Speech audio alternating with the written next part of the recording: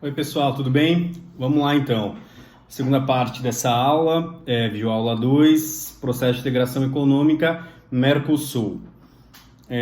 Como o próprio nome diz, e eu já salientei isso na videoaula anterior, o Mercosul ele objetiva ser um mercado comum do Sul, ou seja, um processo de integração econômica já no estágio 3. Essa ideia de se fazer um bloco econômico, um bloco integrado econômico entre países, ela já veio sendo debatida na década de 80 do século passado, né? Entre os governos da Argentina e do Brasil, por intermédio do ex-presidente Sarney.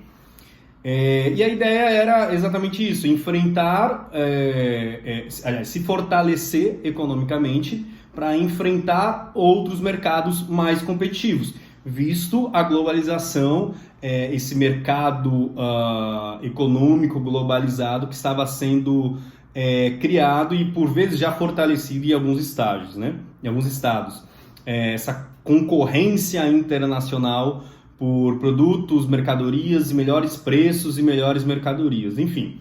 Então, governo brasileiro e governo argentino preocupados com isso, passam a discutir o que seria a formatação ideal para aqueles estados, já buscando, naturalmente, a integração de outros dois países, que seriam Uruguai e Paraguai.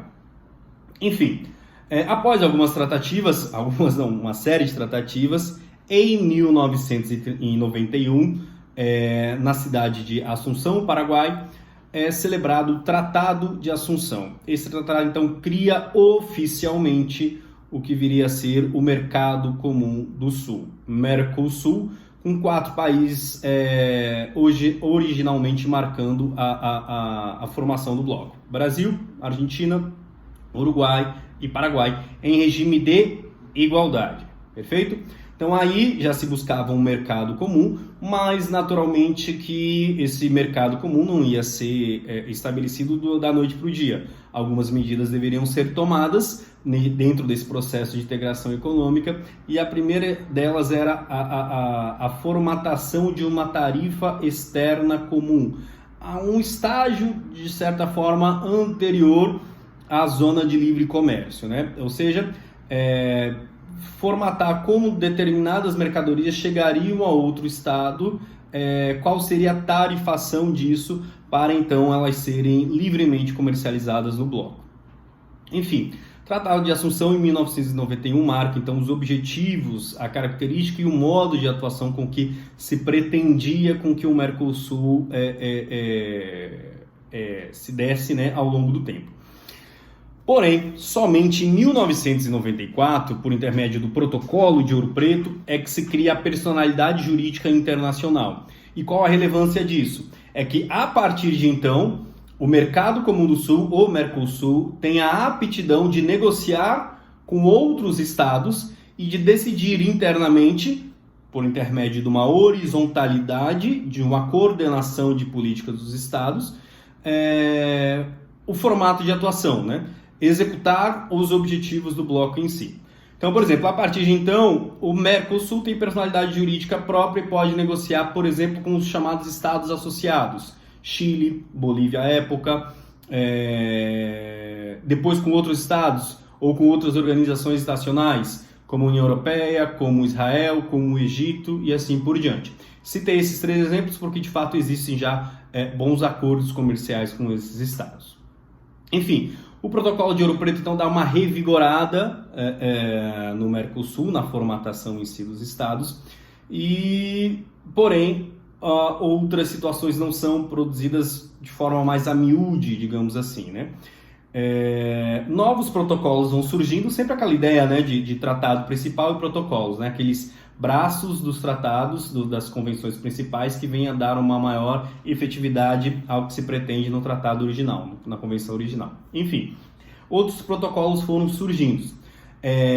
2 grandes exemplos de protocolos são o Protocolo de Las Lenhas, que define algumas políticas sociais do bloco, e Protocolo de Olivos, que formata em definitivo o sistema de solução das controvérsias no âmbito dos estados que fazem parte do Mercosul, chamados estados mercosulinos. Perfeito? Enfim, esses dois são, de certa forma, os dois principais.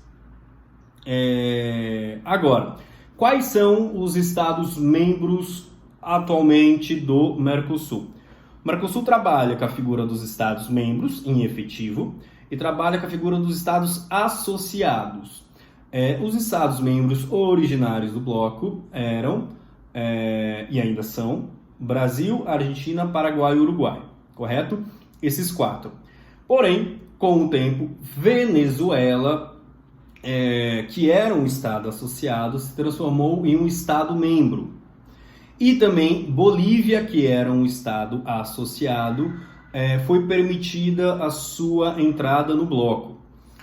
Porém, duas são as circunstâncias em relação a esses dois estados. Primeiro, em relação ao último, Bolívia, ela precisa preencher uma série de requisitos para que ela seja de fato transformada em um estado membro. Esses requisitos são sociais e notadamente econômicos, correto? Então precisa de uma série de situações como harmonização legislativa frente aos direcionamentos políticos e econômicos do bloco, os direcionamentos fiscais do bloco, para que se dê o acesso definitivo. Ela ainda não preencheu esses requisitos, então ainda não é de fato um estado membro.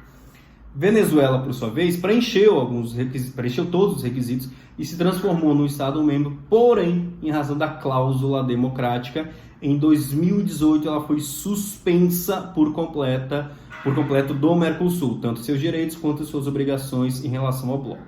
Então hoje a gente permanece com 4 estados membros, esses 4 estados membros são os membros fundadores do bloco, correto?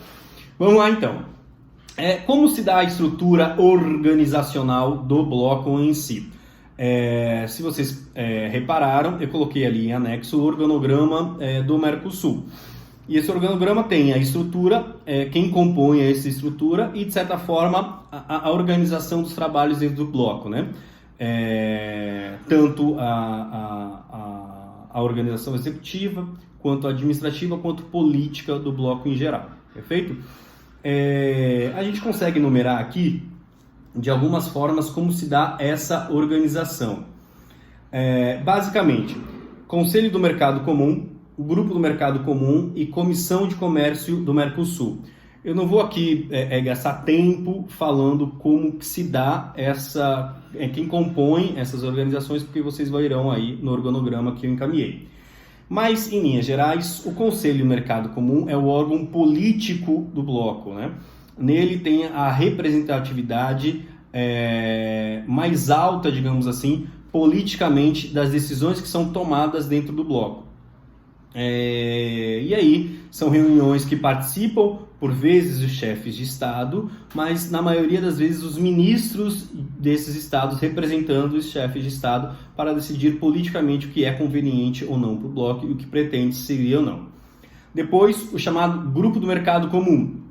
Esse Grupo do Mercado Comum, ele é o órgão, digamos assim, executivo do bloco, onde você tem a participação mais efetiva não só dos ministros de Estado, pertinentes aos objetivos do bloco, claro, notadamente ministros da Economia, como os secretários executivos desses ministérios, né? Então é o grupo responsável pela execução das políticas que são decididas pelo pelo Conselho do Mercado Comum. E por fim, a Comissão de Comércio do Mercosul, que é o órgão mais administrativo, é aquele que vai ficar encarregado diretamente por executar as políticas do bloco, perfeito? Então são 3 os órgãos estruturais principais do bloco. E eles são supervisionados, assim, podemos dizer dessa forma, né? Ou coordenados, melhor dizendo, sempre por um país que tem a presidência temporária. Esses 4 países dividem temporariamente a presidência por 6 meses, né? Então 6 meses cada país fica encarregado dessa presidência. Atualmente está com o Paraguai. Em 19.2 foi o Brasil que sucedeu a Argentina. Então o próximo estado, 20.2, vai ser o Uruguai, correto? Enfim, O interessante também é falar do Parlamento Europeu, europeu não, o Parlamento Mercosulino. Existe no Tratado de Assunção e nos protocolos que venham a dar efetividade ao tratado, a previsão do parlamento. Esse parlamento vai ser situado no Uruguai, que é a sede também do Mercosul. E ele prevê que até 2020, ou seja, esse ano, os países deverão votar diretamente quem vai compor o parlamento mercosulino. Até então, se indicava os parlamentares, porém, o Brasil ele adotava comissões parlamentares para fazer parte do parlamento mercosulino. E tem-se a previsão que possivelmente vai ser postergada com a eleição direta dos parlamentares mercosulinos, da mesma forma como ocorre, por exemplo, na União Europeia. Enfim, esse é um ponto que possivelmente vai ser postergado, mas que a priori está em vigor e deverá ter, as eleições deverão ocorrer ainda esse ano. Uma última situação, e é extremamente importante, inclusive eu vou usar isso em atividade, conforme eu falei anteriormente, é o sistema de solução dos conflitos no âmbito do Mercosul. Enfim, o protocolo de Ouro Preto que eu citei lá atrás, ele tem uma previsão sobre a solução das controvérsias. Porém, é com o protocolo de Olivos de 2002 que se tem algo mais específico e mais direcionado e já numa formatação final de como funcionaria isso. E ele prevê alguns estágios no âmbito da solução desses conflitos. Por exemplo, o primeiro estágio se temos dois estados com conflitos de interesses, eles precisam, primeiramente, negociar diretamente esse conflito. Por exemplo, Uruguai e Argentina têm um conflito, então o que eles precisam fazer? Por intermédio dos seus diplomatas, ou eventualmente por seus chefes de Estado, dialogarem e tentarem negociar um acordo para esse conflito. Isso deve ser supervisionado pelo Grupo de Mercado Comum. Então, essas tratativas são sempre supervisionadas, e aí o Grupo de Mercado Comum vai analisar, bem, de fato eles tentaram ou não, eles não tentaram, eles poderiam ter feito isso ou aquilo em busca dessa solução, mas não conseguiram. Ok, se não conseguiram, e o Grupo de Mercado Comum está ciente disso, aí a gente passa para os chamados, para o chamado Tribunal Arbitral Ad Hoc, né? O Grupo Mercado Comum é encarregado então da formatação desse tribunal. Esse tribunal vai ser composto por árbitros, né? Já dentro de uma lista pré-existente. Se esses árbitros chegarem a uma decisão e essa decisão de fato ser aceita pelos estados, o conflito de interesse está solucionado perfeitamente. Os estados são obrigados então a agirem daquela forma. Porém, os estados ainda podem se resignar em relação a essa decisão. E aí, o grande avanço do Protocolo de Olivos é a criação do chamado Tribunal Permanente de Revisão, onde você tem já um tribunal devidamente formatado, com procedimentos devidamente formatados, e que vai analisar em grau de recurso o que foi definido pelo Tribunal Ad Hoc. Então, é como se fosse assim, se você for analisar uma terceira instância, uma primeira instância administrativa, ok, e ela é a segunda instância de jurisdição. A primeira, o Tribunal Ad Hoc de Arbitragem, a segunda, o Tribunal Permanente de Revisão, perfeito? Enfim, e aí essa decisão deverá sim ser respeitada pelos estados e não cabe recurso dessa decisão. O que vocês vão ver no caso dos pneumáticos é uma decisão já do TPR, porém algumas circunstâncias elas são analisadas pela OMC, porque elas vão fugir de certa forma do escopo jurisdicional do TPR, e aí a OMC pode direcionar como vai se dar um conflito ou outra, uma situação ou outra conflituosa, melhor dizendo, perfeito? Essa basicamente o caso dos pneumáticos. Então, Acho que seriam essas as considerações principais acerca do Mercosul. E leiam casos pneumáticos, porque são duas matérias que eu coloquei ali, 2 textos que eu coloquei, e esses textos vão ser importantes depois para uma das atividades que a gente vai utilizar, tá bom? Então, basicamente isso em termos de Mercosul. Em considerações finais, que eu sempre abordo isso, né?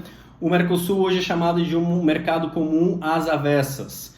Por quê? Tem muitas situações que já ultrapassam o mercado comum, como a definição de políticas macroeconômicas bem setoriais, bem específicas, porém, alguns fatores de união aduaneira e por vezes até de zona de livre comércio ainda não foram alcançados. Então, assim, se alcançou por vezes um pouquinho mais do que o mercado comum, mas em outras situações um pouquinho menos que o mercado comum. Então, por isso é chamado de um mercado comum às avessas, né? Enfim, e o que se discute muito hoje é de fato esse mercado, esse fortalecimento do Mercosul para que de fato dê efetividade às políticas econômicas do bloco, um distanciamento com o governo atual brasileiro acerca de uma hora um fortalecimento do Mercosul, outra hora em relação a tratativas bilaterais do Brasil unicamente e não falando do bloco em si. Mas enfim, eu ainda vejo com bons olhos o Mercosul, acho que de fato é algo muito bom, porém precisa ser mais efetivo, precisa ser mais dialogado, precisamos ter de fato pessoas destinadas e destacadas à melhoria do bloco. Acho que o Brasil e a economia desses 4 países e de outros eventualmente que venham a fazer parte, né? Porventura Venezuela após a suspensão, porventura Bolívia com preenchimento dos requisitos, enfim, possam tornar mais efetivo esse bloco econômico. Próximo videoaula, então, eu falo sobre União Europeia e o chamado direito comunitário europeu, que ultrapassa aí a ideia do bloco econômico de uma integração econômica entre Estados.